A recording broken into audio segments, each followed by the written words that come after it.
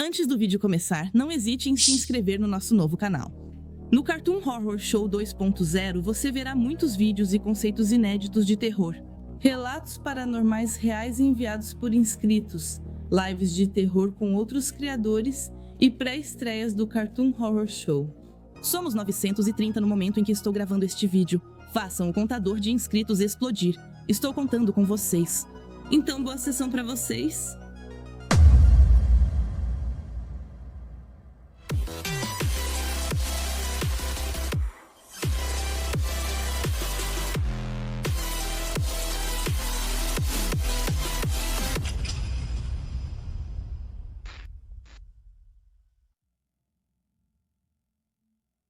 Deixem-me apresentar o cenário para vocês. Estamos em 1998 e o euro é criado. Eu tinha 14 anos sentada em frente ao computador dos meus pais, usando aquela conexão horrível de internet para pesquisar sobre a história do assédio de Guilherme, o Conquistador, contra o Norte. Quando meu amigo, que para os fins desta história será chamado de Jake, me mandou uma mensagem no Internet Relay Chat. Na escola me contaram algo muito legal que você pode fazer no PC. Sério? O que é? Perguntei. 1 abre o iniciar 2, vai em executar 3, digita 2 and relay 22 FRT4. Me avisa quando terminar. Eu fiz o que ele me pediu. O que apareceu parecia uma espécie de prompt de comando. Havia 2 campos para digitar texto e uma linha de comando normal. Tudo bem, respondi para ele.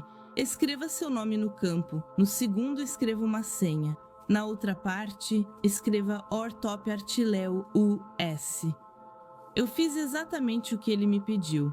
Apareceu um campo pedindo para eu digitar um apelido. Eu escrevi Tom Elton. A janela se fechou. Alguns instantes depois, um arquivo se abriu e anunciou: Bem-vindo ao salão de bate-papo da ArtTile, Ohio. O usuário Tom Elton chegou. Passei meses conversando com meus amigos nesse bate-papo, sem saber quem o criou ou hospedou. Parecia funcionar apenas na região de ArtTile, Ohio, o que significava, em teoria, que eu poderia conversar com qualquer pessoa de lá. As únicas pessoas que estavam lá eram eu, Jake e algumas outras pessoas com quem eu era amiga. Alguém da escola preparatória do outro lado da cidade.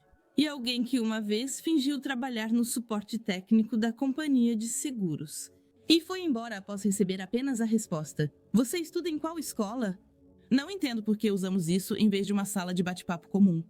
Talvez seja o aspecto secreto do encontro, não tenho certeza. Eu acordei numa manhã de outono, olhei a sala de bate-papo e descobri que tinha sido promovida a administradora. Eu não sabia quem fez isso. Mas pude me gabar para minhas amigas por alguns dias e trocar o que as pessoas digitavam para fazê-las parecer idiotas. Fora isso, meus poderes não foram usados. Até o dia em que entrei e vi que a seção de mensagens anônimas para as administradoras não estava vazia. Dessa vez eu preferia não ter verificado o que diziam. Era uma história completa de uma usuária chamada 09HDT7RF, escrita em várias mensagens de uma só frase. Ela descrevia como era maltratada fisicamente pelos pais, como não tinha permissão para sair de casa e como se esgueirou até o computador do pai. E viu esse chat aberto e decidiu contar para todo mundo. Eu respondi perguntando: Quem é você? Se fosse verdade, você teria chamado a polícia? Mais tarde naquele dia, o chat parou de funcionar. Não consegui fazer funcionar. Sempre recebia uma mensagem de erro ao procurar o comando na função de execução do meu PC. Fiquei muito irritada porque meu quartel-general secreto e o dos meus amigos estavam destruídos. 2 dias depois, o que eu vejo nas notícias? Uma garota foi morta pelo próprio pai depois de fugir de casa pela janela. A mãe estava sob custódia, mas o pai nunca foi preso.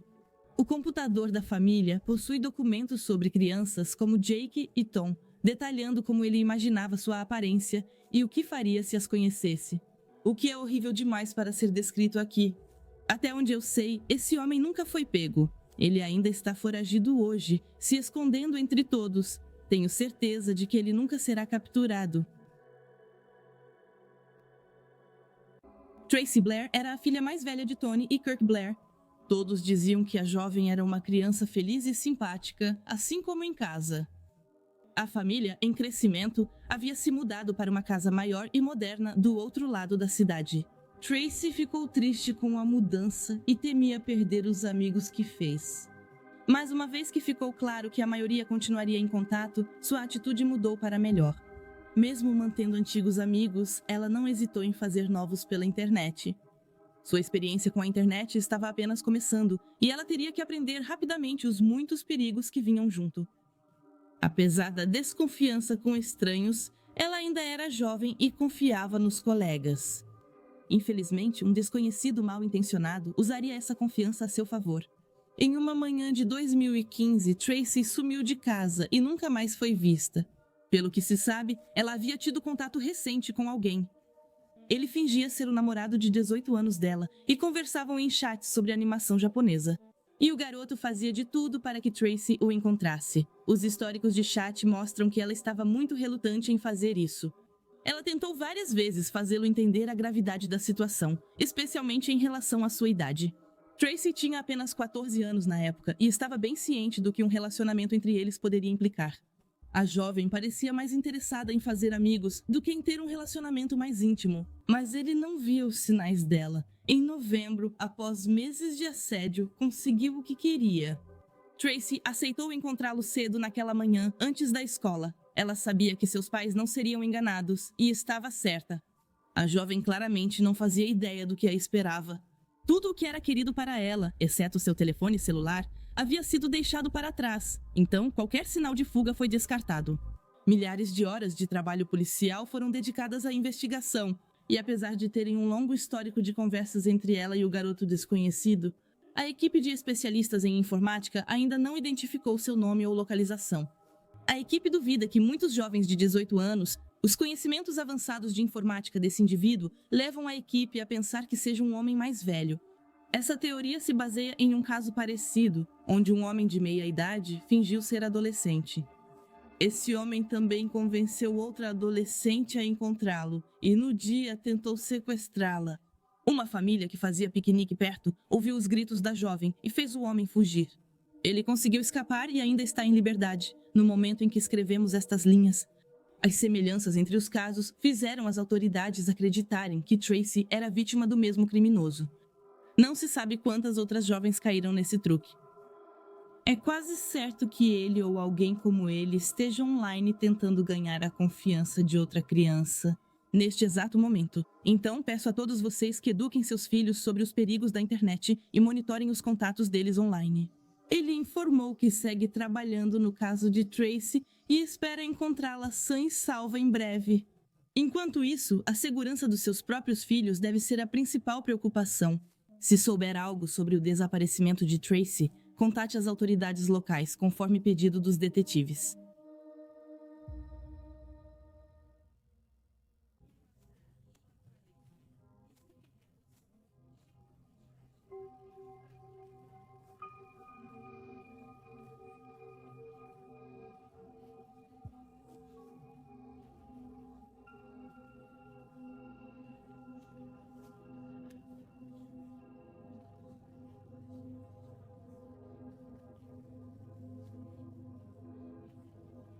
Uma pena, os meus... Suspiro, ciente de que vou me arrepender amanhã cedo, e finalmente abro os olhos. Precisamos passar o tempo de algum jeito.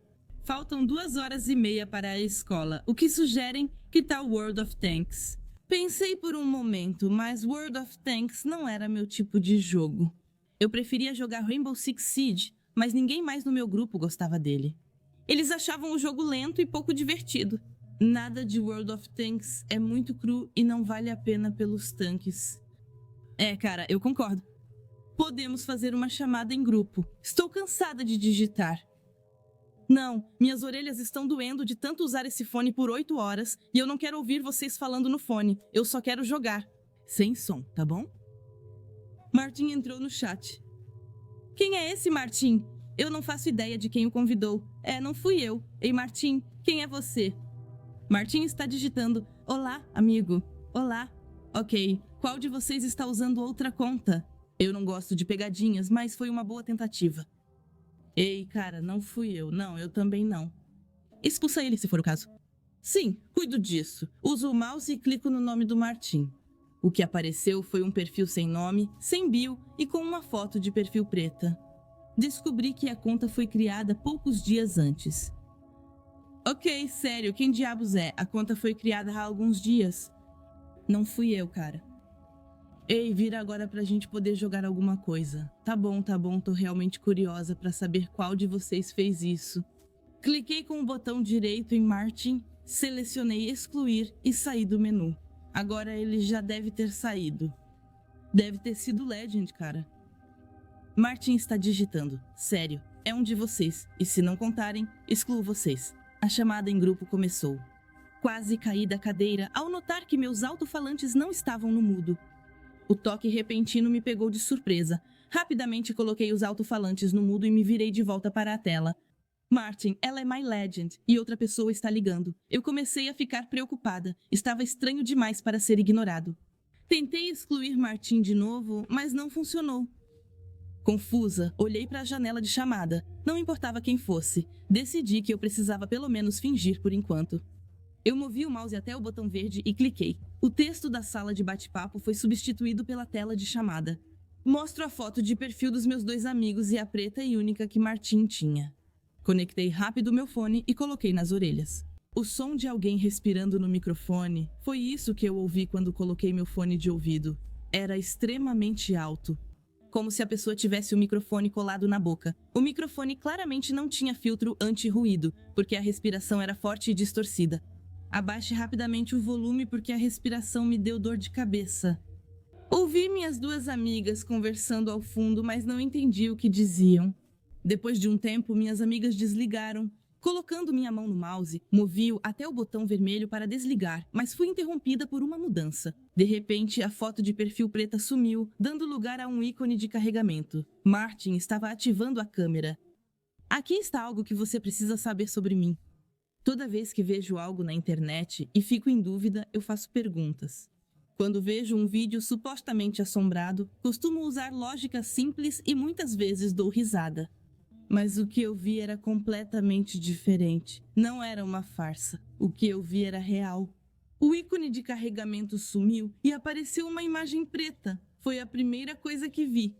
Então, eu vi um leve movimento. Observando cada vez mais a escuridão, percebi que estava vendo alguém andando. No começo, eu não sabia muito bem onde, mas vi grama. Não dava para ver muito bem, mas eu vi. De repente, a escuridão foi substituída por uma luz forte. A pessoa que estava andando acabou de acender uma lanterna. Olhei de perto e vi grama e uma árvore distante. A pessoa se virou e meu sangue gelou de terror. Eu percebi exatamente onde o homem estava. Quando ele se virou, apontou a câmera para uma casa. Estava noite escura, exceto por um único brilho forte e levemente amarelado vindo da janela do 2º andar. Ao lado do homem estava a churrasqueira do meu pai, cercada por cadeiras dobráveis. À direita da casa, vi o pequeno galpão de jardim onde guardávamos as ferramentas. O homem estava no meu jardim.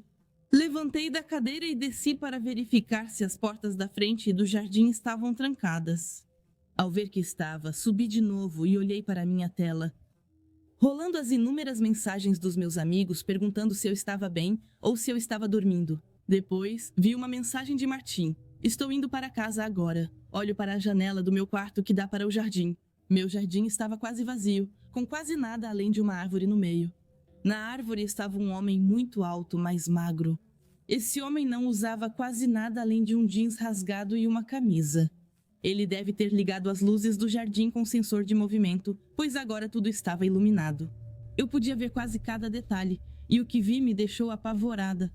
O homem estava agachado em um galho, com um brilho louco nos olhos. Ele sorria loucamente, mostrando dentes horríveis, amarelos e podres. Na mão, ele segurava um telefone celular e uma lanterna. De repente, ele largou a lanterna e o telefone, desceu da árvore e foi até a porta dos fundos da casa. Eu ouvi barulhos de pancadas fortes e sons que pareciam gemidos vindo lá de baixo. Meus pais abriram a porta de repente e perguntaram o que havia. Meu irmãozinho estava ao lado, agarrado à perna do meu pai. Eu não sabia o que dizer, então simplesmente expliquei para eles que havia um homem lá embaixo tentando entrar. Eles desceram correndo e me disseram para trancar meu irmão no banheiro do andar de cima. De mãos dadas com meu irmão, fomos juntos ao banheiro. Ao fechar e trancar a porta, corri para baixo em direção à porta dos fundos e quase vomitei. O homem louco arrastava o corpo do meu pai. Eu gritei e fechei a porta dos fundos. Vi o homem louco correndo em direção à porta, através da janela da porta. Aterrorizado, corri ao banheiro de cima e pedi ao meu irmão para destrancar a porta. Ele obedeceu e eu me apressei para dentro, trancando a porta atrás de mim. Fiquei sentada naquele maldito banheiro por horas, com nada além do meu irmão e do meu laptop. Meu irmãozinho não para de dizer que está com fome. Não sei se aguento mais, mas morrer de fome parece melhor do que enfrentar aquele monstro. Meu computador, o laptop, está quase morrendo agora, e eu não sei o que fazer. Algumas horas atrás ouvi o barulho de uma janela se abrindo de correr. E há uma hora estou ouvindo esse murmúrio insano, além de passos. E parece que essa coisa está correndo pela casa toda à nossa procura. O pior é que há 5 minutos tudo parou. Não ouvimos mais passos nem murmúrios insensatos. As batidas também pararam. O pior é que, no fundo, eu quero que esses barulhos voltem, porque qualquer coisa é melhor do que ouvir essa coisa. Sentada pacientemente na frente da minha porta, respirando e arranhando a maçaneta. Hoje vou compartilhar uma história diferente das que costumam ouvir neste canal. As histórias deste canal costumam mostrar casos de assédio e outros horrores em que as vítimas mal sobreviveram. Nunca ouvimos o ponto de vista do assediador. Se eu incluísse horror na minha história, seria uma reputação arruinada por preconceitos exagerados de uma suposta vítima. Ser falsamente acusado de alguma coisa deveria assustar qualquer um. E nós nunca deixamos de considerar que há 2 lados em cada situação. Não me entenda mal, eu acho que o assédio é algo ruim. Eu acho que toda pessoa tem o direito de se sentir segura e de não ser incomodada. Também acho que se uma pessoa for acusada de algo, ela tem o direito de defender suas ações. Você pode perguntar, por que não contratar um advogado e lutar? Bem, não é tão simples assim. Advogados são caros, os defensores públicos estão sobrecarregados de trabalho e, além disso, muitos estados têm leis muito amplas sobre assédio. Mensagens educadas podem ser vistas como assédio. Meu pesadelo começou em 2019. Tenho uma deficiência visível, o que dificulta conhecer mulheres. Apesar das minhas dificuldades, continuo me expondo e tento conversar com as pessoas online e pessoalmente. Eu realmente não sei dizer como acabei conhecendo ela. Essa garota, que chamarei de Brooke, estava na minha lista de conhecidos, talvez no Instagram. Embora eu não a conhecesse, eu queria conhecê-la. Eu mandei mensagens educadas para ela, ela me respondeu e foi assim que nossa amizade começou. Nossas mensagens viraram conversas por texto. Ela me contava coisas sobre ela e eu contava coisas sobre mim. Eu sinceramente achei que a gente estava começando a namorar em algum momento e que essa seria a minha primeira relação de verdade. Do nada, ela me contou que estava começando a ficar com outro garoto. Eu fiquei arrasada.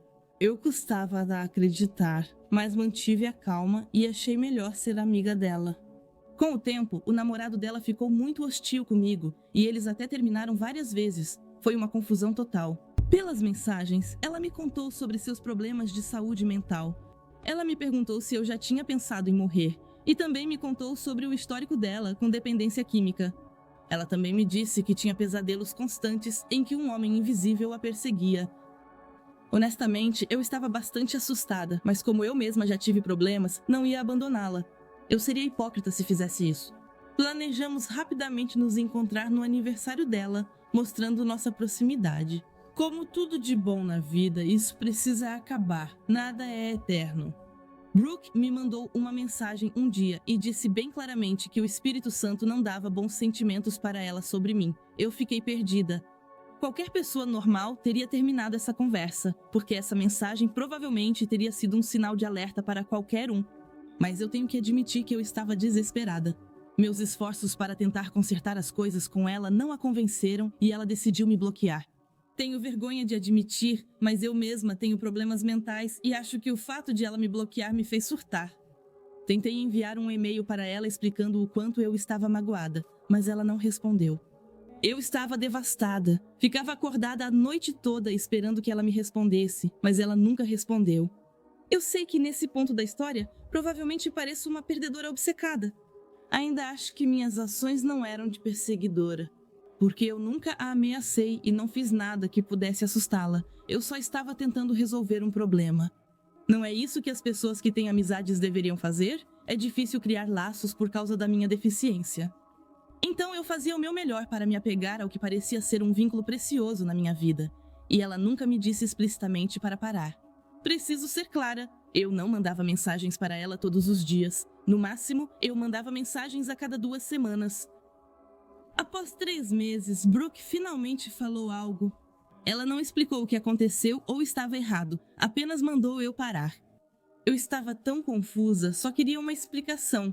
Eu queria saber onde as coisas tinham dado errado. Após algumas mensagens educadas tentando obter respostas, finalmente entendi e o deixei em paz. Eu me sentei sozinha e pensei sobre o futuro. Era hora de seguir em frente. Consegui a resposta que queria e ela pediu para eu parar. Eu precisava respeitar isso. Infelizmente, não foi assim que as coisas aconteceram. Antes que eu percebesse, policiais apareceram na minha porta e me entregaram uma intimação criminal pelo crime de assédio. Fiquei completamente chocada. Mandar mensagens para tentar resolver as coisas virou cyberbullying. Eu não conseguia acreditar. Imediatamente contratei uma advogada e revisei todas as minhas comunicações por e-mail com ela e entreguei tudo para minha advogada. Ela analisou as provas e não conseguia acreditar que eu estava sendo acusada de assédio. Nos meses seguintes, as audiências ocorriam pelo Zoom. Brooke deu um breve depoimento e distorceu os acontecimentos do que realmente aconteceu. Tentei contar minha versão, mas o juiz não quis ouvir. Me sentia em um nevoeiro diariamente. Eu nunca tinha tido problemas na minha vida antes.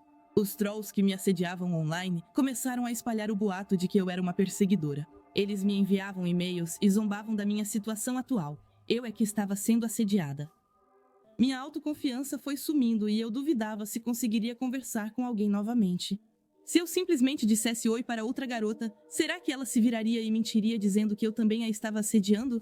A promotora considerou brevemente retirar as acusações, mas foi informada de que eu participava de vícios que são legais em outro estado. Isso a fez mudar de ideia. Ela alegou que participar dessa recreação, mesmo sendo legal, lhe dava uma visão sobre o meu caráter. Esse pesadelo só piorava. Minha vida pessoal estava sendo usada contra mim. O que ele faria depois? Vai usar meus hábitos alimentares contra mim também?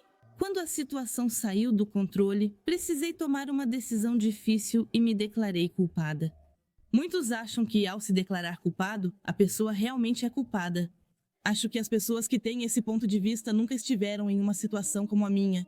Quando você está diante do Estado, é realmente difícil fazer outra coisa além de se declarar culpada. Eles te sufocam e te colocam em uma situação impossível. Eu me sentia mal por assumir culpa sendo inocente, mas achava que era a única forma de seguir em frente. Já se passaram 2 anos desde o incidente. Eu sabia que, ao longo de toda a história, parecia que eu estava desviando a responsabilidade e admito completamente que eu era irritante, no pior dos casos. Não concordo que minhas ações foram criminosas. Imagine se cada pessoa no Facebook tivesse que pagar por enviar várias mensagens ou por comportamentos irritantes. Nossas prisões ficariam ainda mais superlotadas. Não vou dizer onde isso aconteceu, mas posso dizer que foi em uma cidade com uma população de cerca de 100 mil habitantes. Muitas pessoas são acusadas. Acho que fazem isso de propósito para arruinar vidas, como se fosse um jogo, porque a polícia e os promotores da cidade têm metas a cumprir. Como eu disse no começo, essa não era uma história típica. Essa história é assustadora de uma forma diferente. Qualquer um de nós poderia ser acusado a qualquer momento, e nossas vidas seriam viradas de cabeça para baixo, e nossas reputações arruinadas para sempre. Tudo baseado em mentiras. Nenhuma vez um policial ou um funcionário oficial da cidade entrou em contato comigo para pedir a minha versão da história. Eles decidiram me acusar porque não gostavam de mim. É assustador pensar quantas pessoas estão presas por crimes baseados em afirmações exageradas. Da próxima vez que você ouvir a história de uma pessoa acusada de alguma coisa, eu recomendo fortemente que você pare para pensar e considere a versão dela dos fatos antes de começar a julgá-la.